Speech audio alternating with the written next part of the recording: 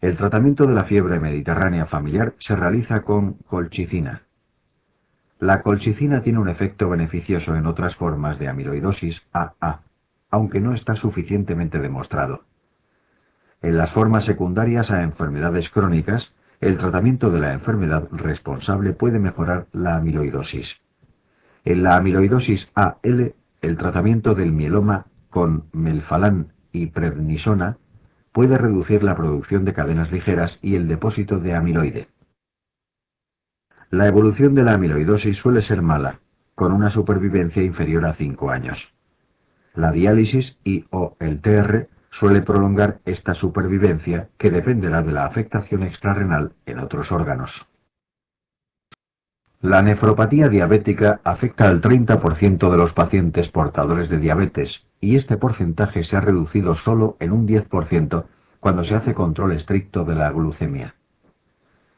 La aparición de la nefropatía diabética tiene lugar a lo largo de un periodo medio de 10 años y sigue típicamente una serie de etapas o estadios.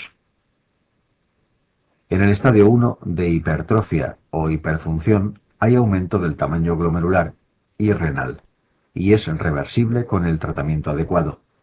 En el estadio 2 hay aumento en el grosor de la membrana basal glomerular, aunque aún no se aprecia microalbuminuria, también es reversible. El estadio 3 es la nefropatía diabética incipiente y viene marcado por la aparición de microalbuminuria y expansión mesangial. Es necesario el control metabólico estricto y el control tensional con bloqueo del eje renina-angiotensina. En el estadio 4 de nefropatía diabética establecida hay proteinuria, que puede llegar a estar en el rango nefrótico, y hay claras lesiones de nefropatía diabética, pudiendo observarse nódulos de Kimenstiel-Wilson. El estadio 5 corresponde a la insuficiencia renal terminal y requiere el inicio de técnicas de depuración extrarrenal. En la diabetes observamos 1. Estadio preclínico, 1 a 3. La hiperfiltración se observa ya en fases muy precoces. Se asocia a hiperglucemia mantenida. Posteriormente aparece microalbuminuria, 30-300 miligramos día, dato característico de la nefropatía incipiente. En la diabetes tipo 1 suele aparecer a partir de los 7-10 años de evolución de la diabetes y evolucionará a la insuficiencia, a menos que se intervenga con tratamiento intensivo. La microalbuminuria ya suele asociar hipertensión arterial en la diabetes tipo 1. En la diabetes tipo 2 puede preceder incluso al desarrollo de la diabetes, incremento del riesgo cardiovascular. 2. Estadio clínico, 4. Aparece proteinuria clínica, más de 300 miligramos día, proteinuria aislada e hipertensión arterial y posteriormente proteinuria severa con síndrome nefrótico, edemas, hipoalbuminemia e hiperlipemia, hipertensión arterial severa e insuficiencia renal progresiva con un deterioro progresivo de la función renal de 5-10 mililitros por minuto por año. El tratamiento intensivo consiste en un control estricto de la glucemia, de la hipertensión, de la hiperlipemia y el empleo de bloqueantes del sistema renina-angiotensina. Puede retrasar la progresión a la enfermedad renal terminal. 3. Estadio de insuficiencia renal terminal 5. El filtrado glomerular cae por debajo de 30 mililitros por minuto. Suele asociar retinopatía severa y enfermedad cardiovascular, cardíaca, vascular periférica, accidentes cerebrovasculares, arteriosclerosis severa, lesiones isquémicas, etc.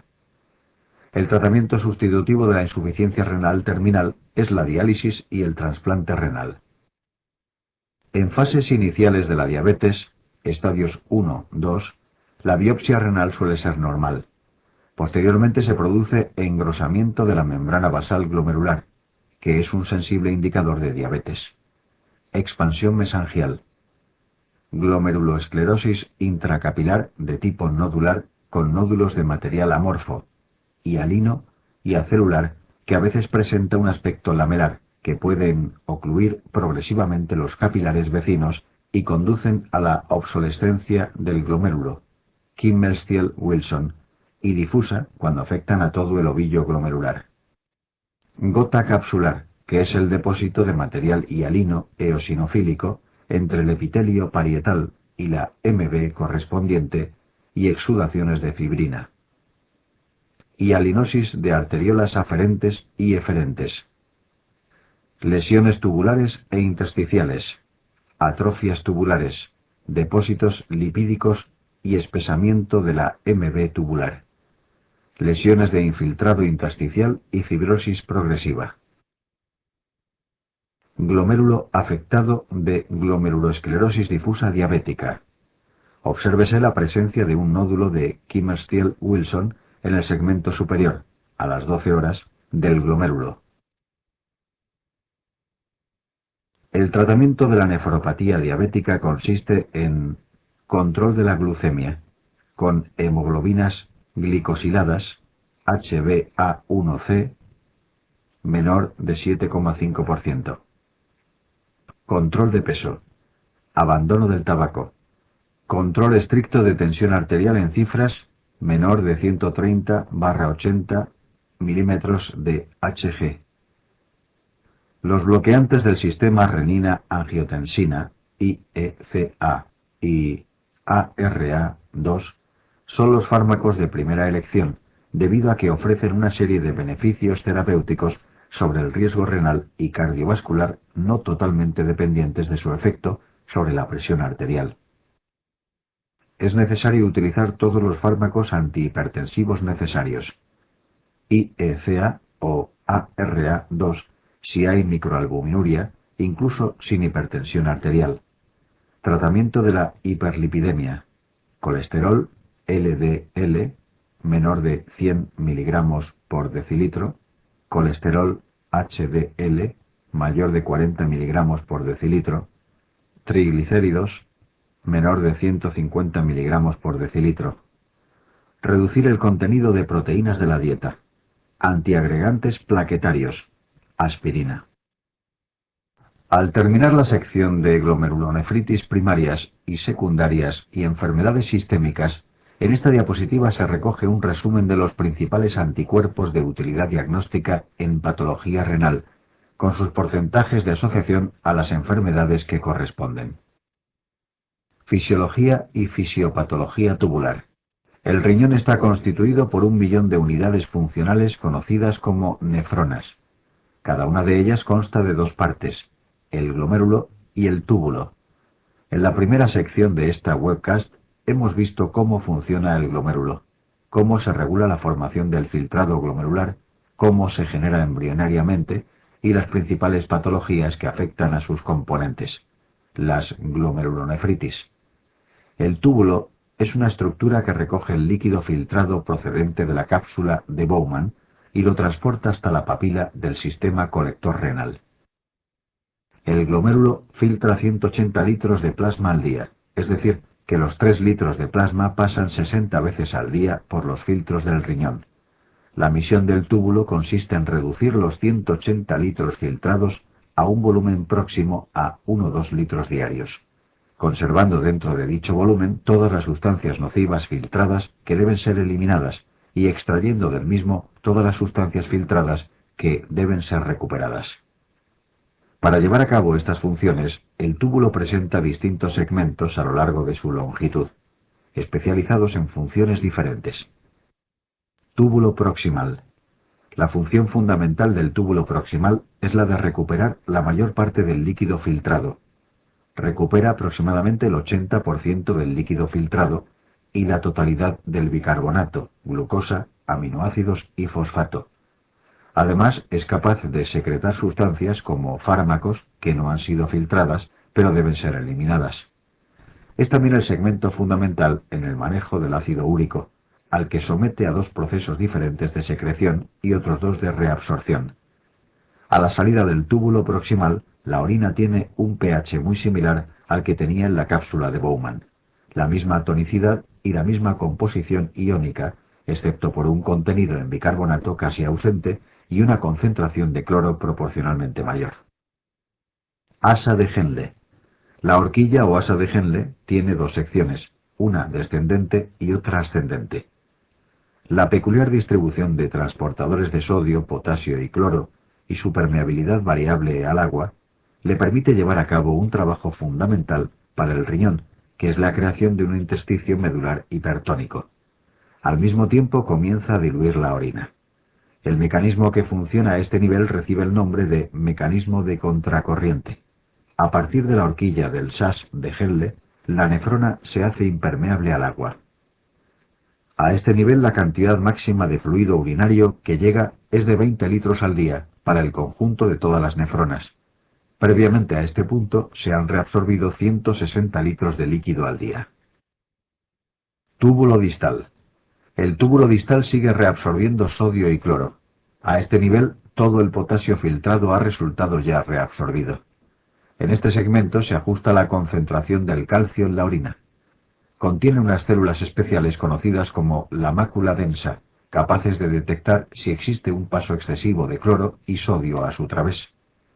La mácula densa está en contacto con la arteriola aferente, las células productoras de renina y el lacis, constituyendo entre los cuatro el aparato yuxtaglomerular.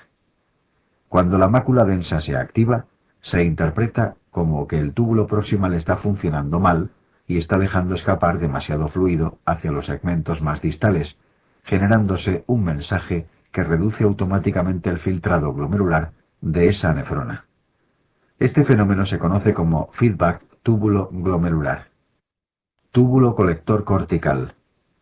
Este segmento embriológicamente derivado de la yema ureteral está controlado por la acción de la aldosterona. Lleva a cabo el ajuste final de la reabsorción de sodio, la secreción del potasio que debe equilibrar el potasio ingerido con el potasio eliminado por la orina y la secreción de protones que debe compensar el residuo ácido generado por una dieta carnívora. Túbulo colector medular y papilar. Este segmento se caracteriza por ser capaz de mantener ácido el pH urinario y además poder regular la permeabilidad de sus células al agua. Dicha regulación corre a cargo de la hormona antidiurética y permite que el riñón pueda eliminar volúmenes de diuresis tan bajos como 400 mililitros al día en situaciones de restricción hídrica, hasta volúmenes de casi 20 litros al día en situaciones de sobrecarga acuosa. Para poder estudiar el funcionamiento de la nefrona es necesario tener en cuenta que al estudiar una enfermedad o un diurético que actúa a determinado nivel, se van a producir cambios en la composición de la orina que van a influir en el funcionamiento de los segmentos que siguen. Por eso la primera vez que se estudia el túbulo renal es muy conveniente comenzar a estudiarlo por el final e ir avanzando el estudio hacia el túbulo proximal. En esta diapositiva estudiamos el funcionamiento del túbulo colector. En la parte de arriba del túbulo siempre hay orina diluida. Este es el resultado de tener un asa de Henle, un túbulo distal y un túbulo colector cortical impermeables al agua, pero capaces de transportar electrolitos. A lo largo de dichos segmentos la orina mantiene el agua, pero tiene cada vez menos electrolitos. La segunda característica de este segmento es que el intersticio que atraviesa es muy hipertónico. Este es el resultado del mecanismo de contracorriente que se estudiará en el asa de Henle. La permeabilidad al agua del túbulo colector depende de la presencia o ausencia de hormona antidiurética, ADH. Si la hormona antidiurética está ausente, figura de la izquierda, el túbulo colector es impermeable al agua y la orina diluida que había en la parte inicial del túbulo se excreta como orina diluida al final del mismo. Si la hormona antidiurética está presente, figura de la derecha, el túbulo colector es permeable al agua y la orina diluida que había al inicio del túbulo pierde progresivamente su agua al ser reabsorbida a su paso por la médula hipertónica. Y el resultado es la excreción de una orina con los mismos solutos pero con mucha menos agua, es decir, con un volumen de diuresis reducido y una osmolaridad aumentada. El mecanismo por el cual la ADH aumenta la permeabilidad del túbulo al agua pasa por un aumento en la formación de AMP cíclico intracelular y la inserción de unos poros para el agua conocidos como acuaporina 2 en el polo apical de las células del túbulo colector. Las condiciones para poder eliminar una orina diluida son por tanto tres. Debe llegar suficiente sodio al asa de Henle. Debe reabsorberse adecuadamente el sodio en el asa de Henle para diluir la orina. Y finalmente, la ADH debe ser adecuadamente suprimida. Las condiciones para poder eliminar una orina concentrada son tres. Debe existir un intersticio hipertónico, debe estar estimulada la ADH y el túbulo colector debe responder a la misma. De momento no existen disponibles fármacos diuréticos que actúen a este nivel, aunque están en fase de ensayo clínico varios inhibidores de ADH.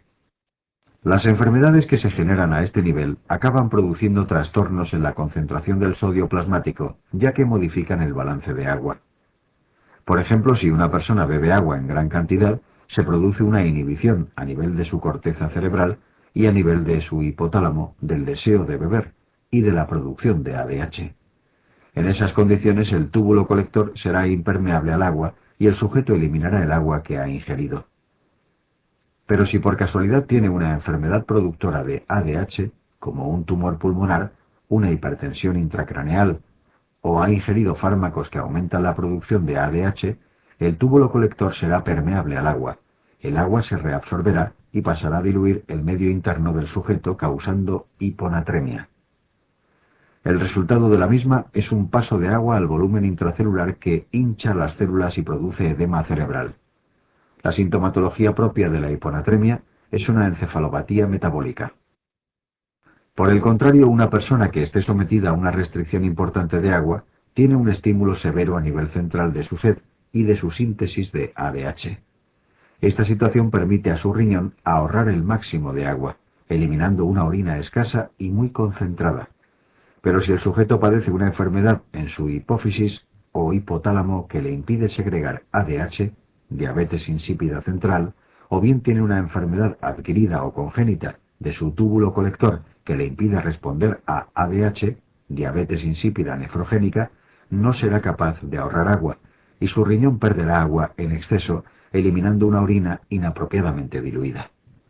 El resultado es que su medio interno se deshidrata, concentrándose y apareciendo hipernatremia. En esta situación se extrae agua de las células que resultan a su vez deshidratadas. La sintomatología de la hipernatremia es una mala transmisión eléctrica a nivel central, con riesgo de hemorragia cerebral y la aparición asimismo de una encefalopatía metabólica. El túbulo colector cortical es impermeable al agua y dicha impermeabilidad no es regulada por ADH. Está constituido por dos tipos de células: la célula principal, que contiene los transportadores de sodio y potasio, y la célula intercalada, que contiene los transportadores de protones. Cuando el sodio es reabsorbido a través de su canal específico, el cloro, cuya permeabilidad es mucho menor, genera un gradiente electronegativo en el interior de la luz tubular. Dicho gradiente dirige la salida hacia la luz del potasio y de los protones. El transportador de potasio es un canal, mientras que el transportador de protones es una bomba activa ATP-ASA. La generación de los protones dentro de la célula intercalada se obtiene a partir de CO2 y el agua obtenidos desde la vertiente capilar, ya que la luz tubular es impermeable al agua. Dicha secreción de protones tiene como objetivo generar el bicarbonato destruido diariamente por el residuo ácido de la dieta, aproximadamente 1 miliequivalente por kilogramo de peso por día. Los protones segregados a la luz necesitan ser atrapados para poder ser eliminados sin acidificar en exceso la orina, ya que si quedaran libres 70 miliequivalentes de protones en 1 o 2 litros de orina, el pH urinario llegaría a ser de 1. Los dos atrapaprotones principales son el amoníaco producido por el túbulo proximal y la acidez titulable constituida por el sulfato, fosfato y nitrato procedentes del filtrado glomerular. Aproximadamente 50 miliequivalentes de protones son eliminados diariamente en forma de amoníaco y 20 en forma de acidez titulable. Entre los dos dan cuenta de los 70 miliequivalentes de protones, que deben ser eliminados diariamente para la síntesis de novo de 70 miliequivalentes de bicarbonato. Los tres transportadores descritos están bajo el control de aldosterona. Las tubulopatías que se generan a este nivel son el síndrome de Liddle, y las acidosis tubulares distales tipos 1 y 4. El síndrome de Liddle es una mutación del canal de sodio por la cual éste permanece hiperfuncionante. El resultado es un aumento en el transporte de sodio que genera expansión de volumen, hipertensión y supresión del eje renina-aldosterona. La mayor reabsorción de sodio genera mayor gradiente electronegativo de cloro y arrastra mayor cantidad de potasio y protones, causando alcalosis e hipopotasemia. El síndrome de Liddle es conocido como pseudohiperaldosteronismo. La acidosis tubular tipo 1 se produce por lesión de la célula intercalada. Al no bombearse protones no se genera bicarbonato y se produce acidosis metabólica. La orina no se puede acidificar. Sin embargo, la célula principal sigue intacta, reabsorbiendo sodio y generando gradiente electronegativo de cloro.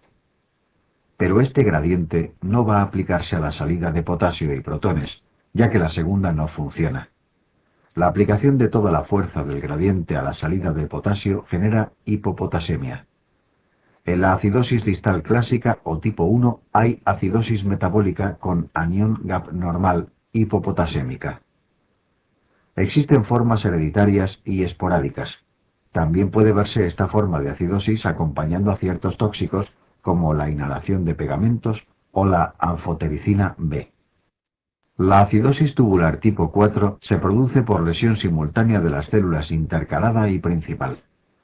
La lesión de la célula intercalada produce acidosis. La lesión de la célula principal produce hiperpotasemia y una situación pierde sal. Esta acidosis puede observarse en condiciones con lesión simultánea estructural de las dos células, como en la nefritis intersticial crónica, pero también puede verse en el defecto funcional de ambas que acompañan al hipoaldosteronismo primario, al hipoaldosteronismo hiporreninémico o al bloqueo del eje renina-angiotensina-aldosterona con ARA2, IECAS, AINES o betabloqueantes. En este segmento actúan tres diuréticos. La espironolactona, que bloquea los receptores de aldosterona impidiendo su efecto sobre la reabsorción de sodio, produce natriuresis, y sobre las secreciones de potasio, retenedor de potasio y protones, acidosis metabólica, y el amiloride y triamterene, ambos pertenecientes a la misma familia, que inhiben el canal de sodio. No se reabsorbe sodio, producen natriuresis. No se genera el gradiente electronegativo y no está facilitada la salida de potasio, retenedores de potasio ni de protones. El segmento que une el asa de Henle con el túbulo colector cortical es el túbulo distal. Este segmento es impermeable al agua y dicha impermeabilidad tampoco es modificada por ADH. En su membrana apical existe un transportador sodio-cloro que reabsorbe CLNA desde la luz hacia la célula. El transporte es isoeléctrico y no genera ningún gradiente de potencial. Una vez en el interior de la célula, el sodio es bombeado fuera a través de una bomba de sodio similar a la existente en otros segmentos. A nivel vasolateral existe un segundo transportador que intercambia dos sodios por un calcio. El sodio es tomado de la vertiente vasolateral, llevado al interior de la célula y bombeado de nuevo hacia afuera a través de la misma bomba de sodio. El calcio es reabsorbido desde la luz tubular. Como puede observarse en el esquema, ambos transportadores apical y vasolateral compiten por la bomba de sodio para su funcionamiento. Si hay un exceso de cloruro sódico en la orina, hay un aumento en la reabsorción de Cl y de Na apical, con lo que el intercambio sodio-calcio apenas tiene lugar y el calcio no se reabsorbe. En otras palabras, las dietas con alto contenido en sodio que aumentan la llegada de Na y de Cl al túbulo distal favorecen la pérdida de calcio por orina. Una de las primeras medidas a tomar cuando se quiere tratar una osteoporosis reduciendo la pérdida urinaria de calcio es quitar la sal de la comida. Cuando un paciente tiene litiasis cálcica y nos interesa reducir el calcio de la orina, hay que quitar la sal de la comida. En este segmento se identifica una tubulopatía conocida como síndrome de Gitelman. En ella no funciona el transportador apical de cloro y sodio. Es una tubulopatía pierde-sal y tiende a producir hipotensión arterial moderada. Al no reabsorberse cloro y sodio, la bomba vasolateral de sodio facilita el funcionamiento del intercambiador sodio-calcio, con lo cual en el síndrome de Gitelman está aumentada la reabsorción tubular de calcio y disminuida la calciuria. En el síndrome de Gitelman nunca se observa nefrocalcinosis. Un efecto añadido observable en el síndrome de Gitelman es el efecto producido al enviar grandes cantidades del sodio que no se ha reabsorbido en el túbulo distal hacia el túbulo colector cortical. Allí parte de ese sodio es reabsorbido, generándose un mayor gradiente electronegativo de cloro y una mayor salida de potasio y de protones. Característicamente en el síndrome de Gitelman hay alcalosis e hipopotasemia.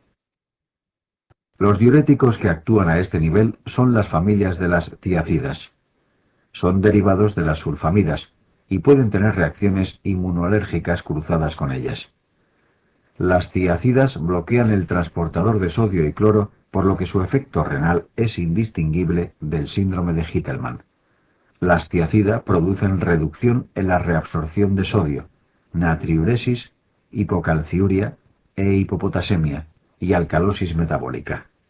Al aumentar la reabsorción de calcio, las tiacidas son capaces de inhibir una secreción normal de PTH, por lo que no suelen producir hipercalcemia.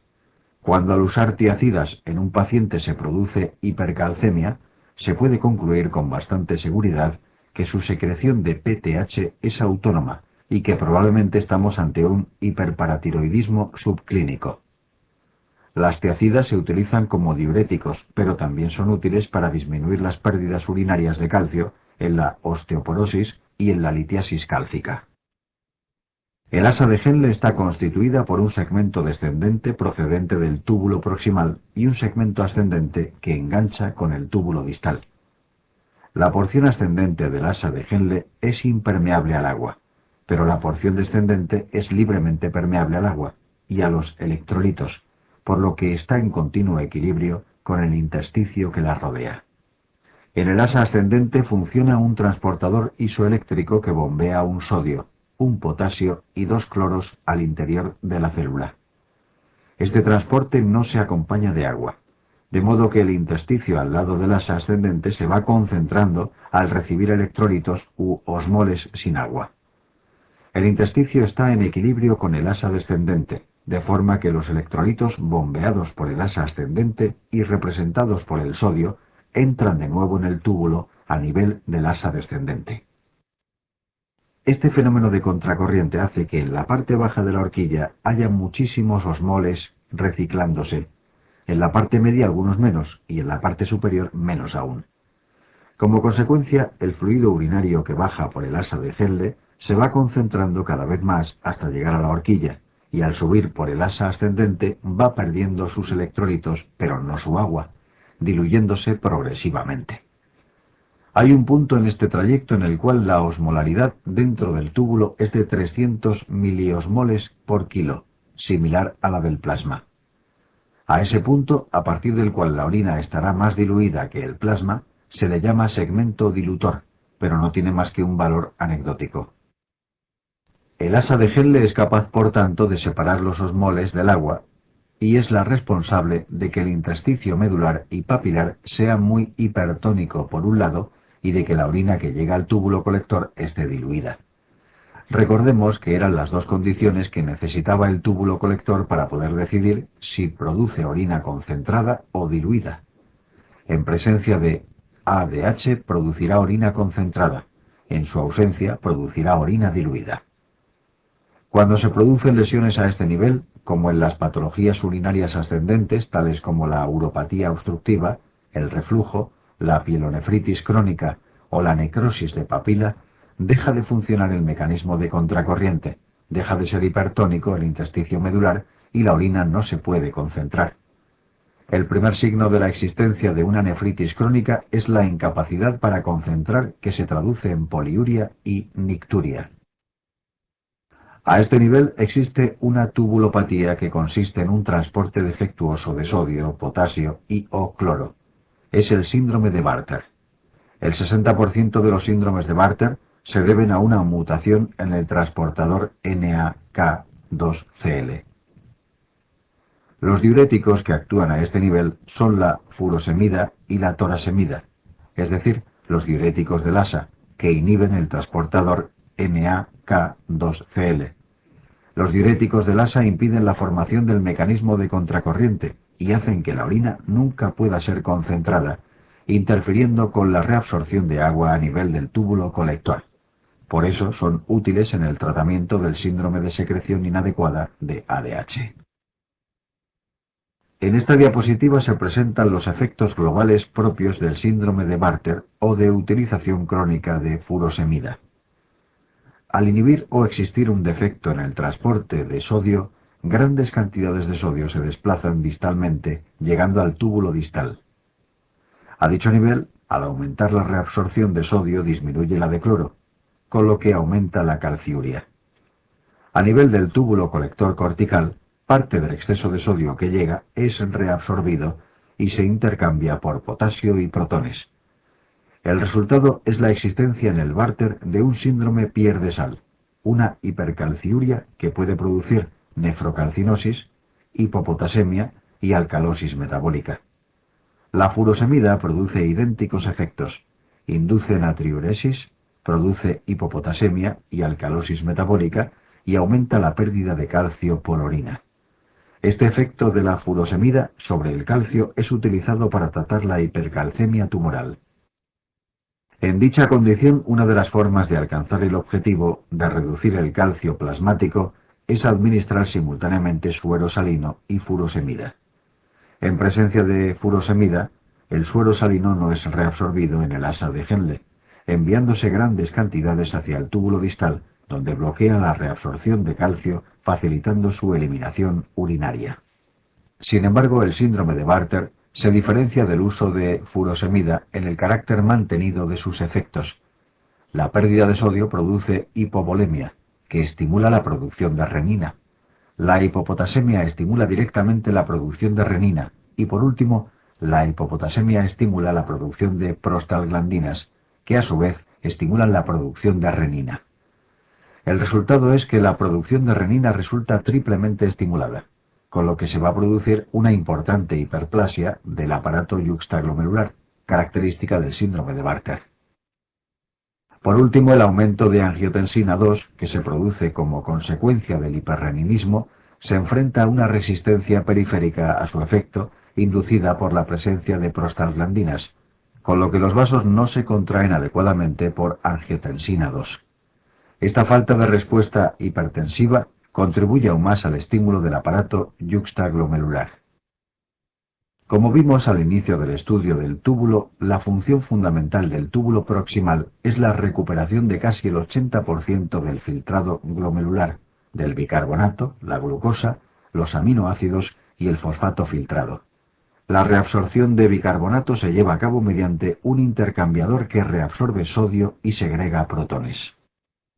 Los protones segregados se combinan con el bicarbonato en presencia de anhidrasa carbónica, formando CO2 y agua, que son reabsorbidos hacia el interior de la célula tubular. Allí se combinan de nuevo en presencia de otra anhidrasa carbónica intrelular, para formar un protón y un bicarbonato. El bicarbonato es reabsorbido hacia el capilar y el protón es de nuevo segregado a la luz tubular para iniciar un nuevo ciclo de reabsorción de bicarbonato. De este modo, cada vez que un protón sale, entra y vuelve a salir de la célula, un sodio y un bicarbonato pasan de la luz tubular al capilar. Para llevar a cabo esta actividad, el túbulo proximal consume diversos sustratos, entre ellos glutamina. La glutamina se transforma en alfa-cetoglutarato, produciendo amoníaco, y a su vez el alfa-cetoglutarato se decarboxila, produciendo bicarbonato. Si ambos componentes son enviados hacia el capilar, terminarán formando urea en el hígado y anulándose mutuamente. Pero si el amoníaco es enviado hacia la orina y el bicarbonato hacia el capilar, el uso de glutamina genera bicarbonato neto. Este proceso se conoce como amoniogénesis. Como puede verse en la parte inferior derecha de la diapositiva, el amoníaco procedente de la amoniogénesis y el sulfato, nitrato y fosfato filtrados y precursores de la acidez titulable son los elementos que llegarán al túbulo colector cortical para actuar como cazaprotones.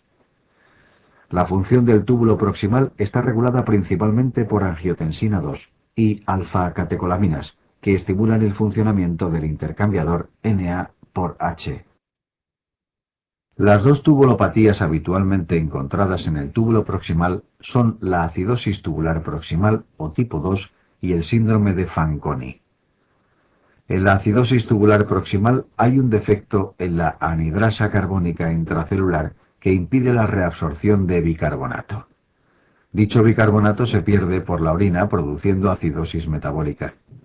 A su paso por el túbulo colector cortical produce el efecto conocido como anión no reabsorbible.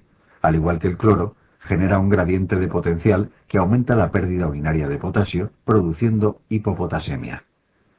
La glucosa, el fosfato y los aminoácidos son extraídos de la luz tubular por transportadores que cotransportan dichas sustancias con sodio.